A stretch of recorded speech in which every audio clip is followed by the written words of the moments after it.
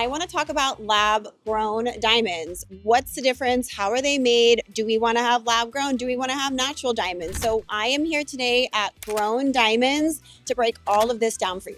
Come with me. How can a diamond be grown by the sun?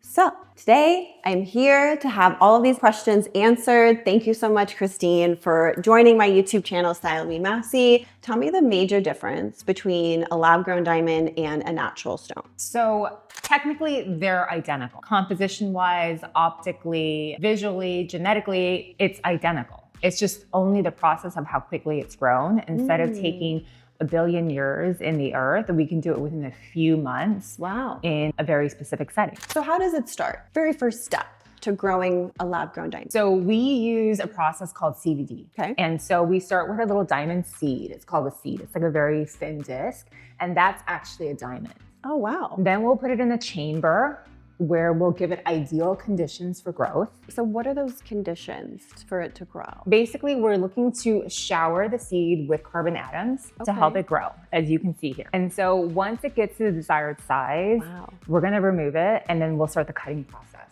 Okay, so they're always a square. So that's literally, the diamond is a square. Yeah. And then you can cut it. Yeah, wow. Exactly. Very cool. And now the laser cuts, is that traditional for whether it be a natural or a lab, or is it specific for a lab-grown diamond? So the cutting process is going to be identical to whether it's earth mined or whether it's lab grown. Very interesting. So everything applies equally. The diamond growing process can put a heavy strain on the power grid, but we pride ourselves on using a completely solar powered plant that produces our diamonds.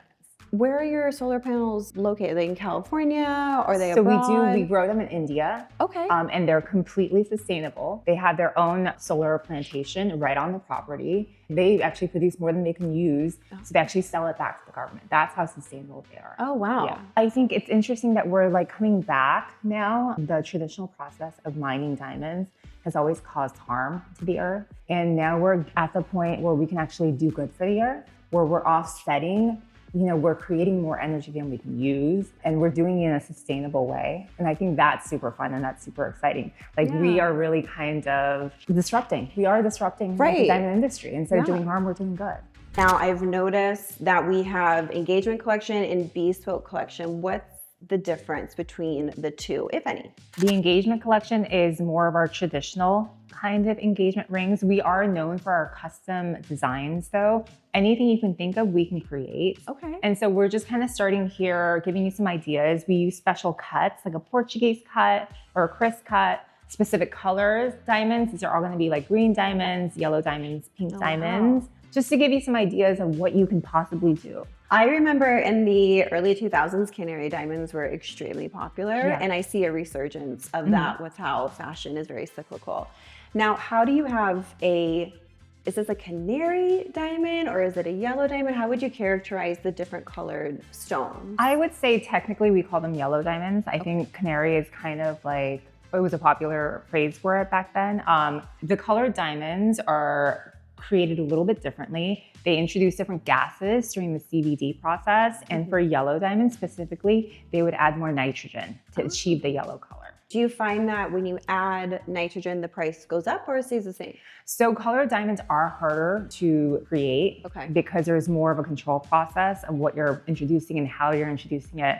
So it is a more technical process. And so price of colored diamonds are more expensive like they are in natural diamonds. So if I'm understanding correctly, only difference between a natural diamond and a lab-grown diamond is the time.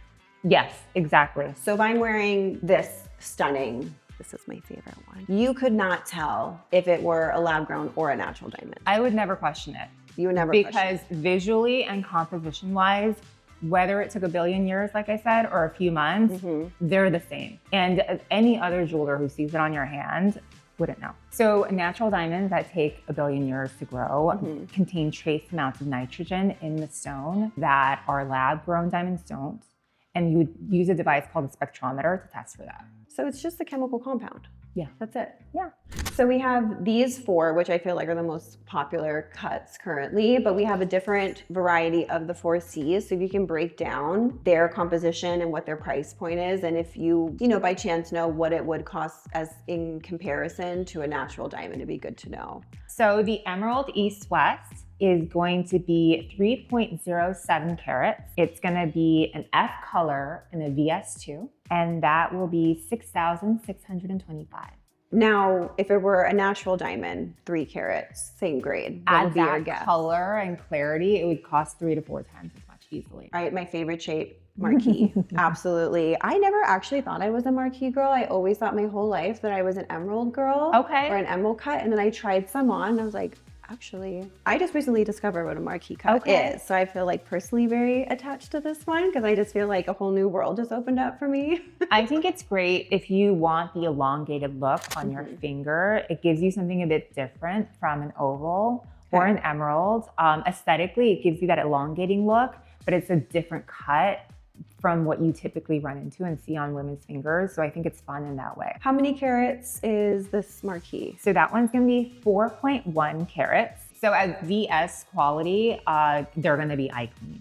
Now we're at this, I'm gonna call it a moon rock because I feel like you've just like landed on this gorgeous. So this is an oval shape. It is. It's a personal favorite of mine. I love oval because it's got soft edges, but it does give you that like elongated look on the finger. It gives you really nice coverage. That one is gonna be 8.07 carats for the center stone. Okay. But also what I love about that setting is it's got that under halo. So it's got the pave diamonds underneath it, which not many people would see, but it's also when you're driving and you see it, it catches your eye, it just makes you happy because it's got extra diamonds. You see it. I do like the dropped invisible halo underneath. I feel like it just gives like a little bit more of like a raised visual effect to it. And that one's gonna be 22,975.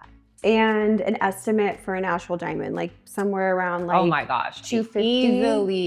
Easily. At that size and that color, E is a spectacular color. Yeah, easily around like 250, 300, yeah. Yeah, absolutely. Now the last cut, I thought my whole life that I was gonna be an emerald cut diamond for my engagement ring, my whole life. I thought that was gonna be it. And then I tried it on and I was like, you know what?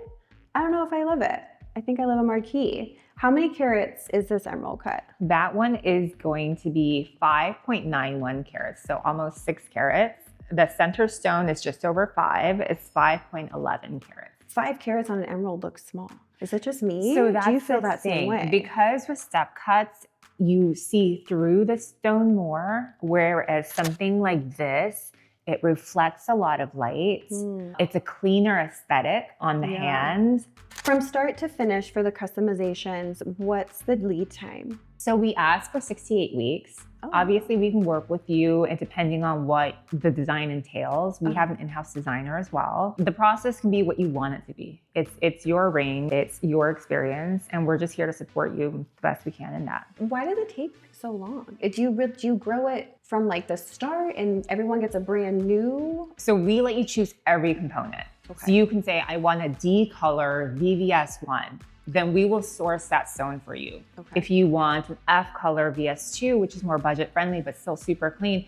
So whatever you're looking for, we'll find it. First, we'll get eyes on the stone, the size you want, the color clarity that you want. And then we'll do the design process. And then we'll give you CAD design where you can see visually, like in the screen, what it would look like prior to actually going into manufacturing. Christine, how can someone contact you if they want to book an appointment with you or a consultation or just stop by? You can either go through our Instagram or just hop on our website, and we're happy to book appointments online, virtually, or in store and host you in store with us. I'm gonna leave all of the information in the description of this video so they're even easier for you to find. Thank you again for joining my channel and letting us know all of the different information about the biggest disruptor in the jewelry industry, which is lab-grown diamonds. Thank you guys so much for watching. I hope you enjoyed. I hope you learned as much as I did because I learned a lot today, and I will see you in the next outfit.